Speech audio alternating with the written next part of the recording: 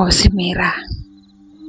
At hanggang ngayon, hindi ko pa rin makakalimutan ang nangyari sa amin nung lumipat kami sa lumang bahay ng lola ko sa Tanay. Tahimik ang lugar. Puro puno ng mangga at niyog. Tapos may ilog sa likod. Ang ganda sana. Pero may isang bagay na hindi ko talaga gusto sa bahay na yun. Ang malaking salamin sa sala. Hindi siya basta salamin lang. Yung tipo na gawa pa sa makapal na kahoy. May ukit na mga bulaklak sa gilid. Tapos sinasabi ng mga kapitbahay na gamit pa raw noong 1940s. Ayon kay nanay, paborito raw yun ni Lola. Kasi sabi niya, hindi raw yun basta salamin.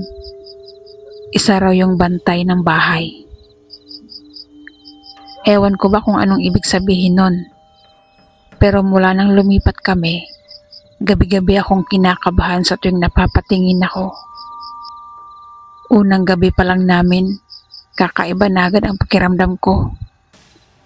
Habang nag-aayos ako ng mga kahon, napansin kong parang may dumaan sa likod ko sa refleksyon ng salamin.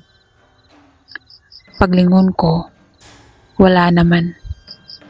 Tahimik lang. Pero yung salamin, parang kumikintab kahit madilim na. Nanay, ba't parang ang linis nitong salamin kahit hindi pa natin pinupunasan? Tanong ko kay nanay. Ngumiti lang si nanay, sabay-sabi. Baka nilinis ni Lola bago siya umalis noon. Hayaan mo lang, wag mong galawin. May malas daw kapag nilagyan ng mantsa o tinakpan. Kinabukasan, napansin kong madalas nakatitig doon si Kuya Joel, yung panganay kong kapatid. Tahimik lang siya habang tinitinan yung sarili niya para may kausap sa loob. Kuya, sabi ko. Ha? Wala, sagot niya. Akala ko lang may kumaway. Kinilabutan ako. Kasi kahapon, ako rin, parang may nakita akong gumagalaw sa loob. Dumaan ang mga araw, at mas lalo kong napansin na parang may mga mata sa salamin. Hindi yung refleksyon namin ha, ibang mata. Mapupungay, maputi, at minsan umiikot-ikot na parang naghahanap. Minsan, kapag madaling araw, nagigising ako kasi may naririnig akong mahihinang kaluskos. Tapos may tunog ng kuko sa salamin. At sa tuwing titingnan ko, parang may bakas ng kamay sa loob. Sa loob, hindi sa labas. Isang gabi, habang naglalabas si nanay sa likod, ako at si kuya lang ang nasa sala. Tahimik lang kami. Ako nag-aaral. Siya naman nakatulala sa salamin. Kuya, wag mong titigan masyado yan. Nakakapanindig balahibo. Sabi ko. Hindi siya sumagot. Lumapit ako at nakita ko. Nakangiti siya habang tinitingnan ang refleksyon niya. Pero yung ngiti niya, hindi yung normal na ngiti. Parang pilit. Parang masama. At yung refleksyon niya, nakangiti rin. Pero hindi sila sabay. Kuya, ano ba? Sigaw ko. Bigla siyang lumingon sa akin. Galit na galit. Huwag mo kong istorbohin. Nakakausap ko siya. Ano? Tanong ko. Tumingin siya ulit sa salamin. Sabay sabi. Sabi niya makakalaya siya kapag may pumalit. Pagkasabi niya nun, parang biglang nabasag ang ilaw sa kesame. Tumakbo ako palabas.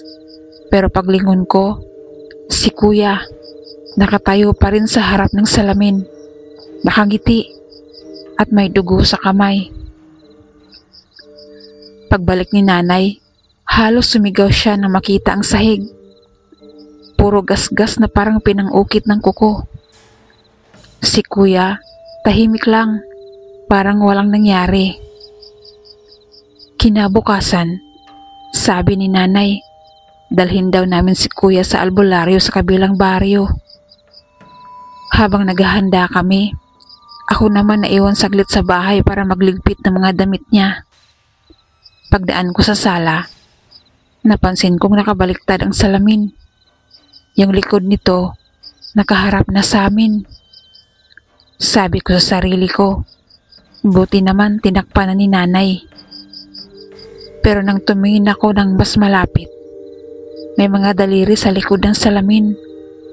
Parang may gustong lumabas, gumagalaw. Kinagabihan, umuulan.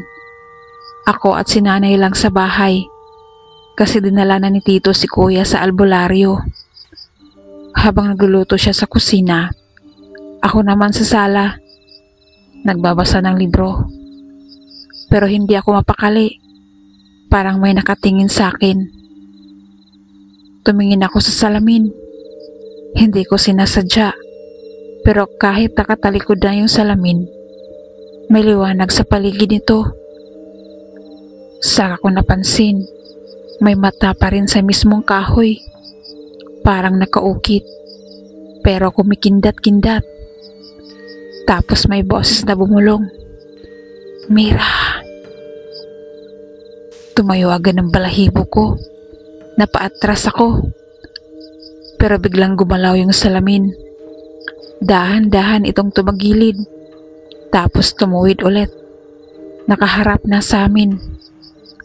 At sa loob, nakita ko ang sarili ko, pero yung refleksyon, umiiyak.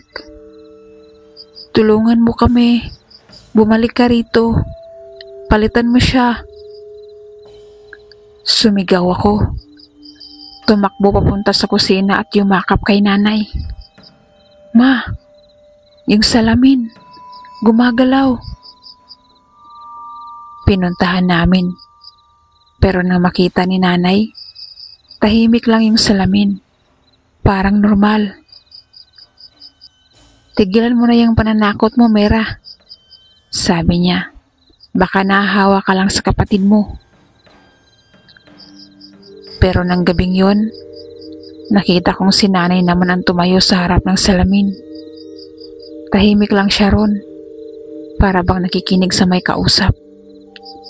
At nung tinawag ko siya, tumalikod siya ng dahan-dahan. Pero yung refleksyon niya, hindi sumunod. Kinabukasan, nagpunta ako kay Aling Dores. Matandang kapitbahay na sabi nila ay may alam sa mga ganitong bagay. Pagkarinig niya ng tungkol sa salamin, agad siyang natigilan. "Saan nga ulit galing ang salamin, iha?" tanong niya. "Kay Lola po," sabi niya, tagapagbantay daw yun ng bahay. Huminga ng malalim si Aling Dores. "Hindi tagapagbantay yun, tagapagbalik. Ang mga salamin na yan, ginagamit noon para tawagin ang kaluluwa ng mga namatay. Ang kausap ng lola mo, baka hindi na siya ang nasa loob ngayon." Kinilabutan ako. "Ibig niyong sabihin, may kaluluwa sa loob ng salamin?" "Hindi lang isa," sagot niya. "Lahat ng tumitig ng matagal dyan, nakakulong na."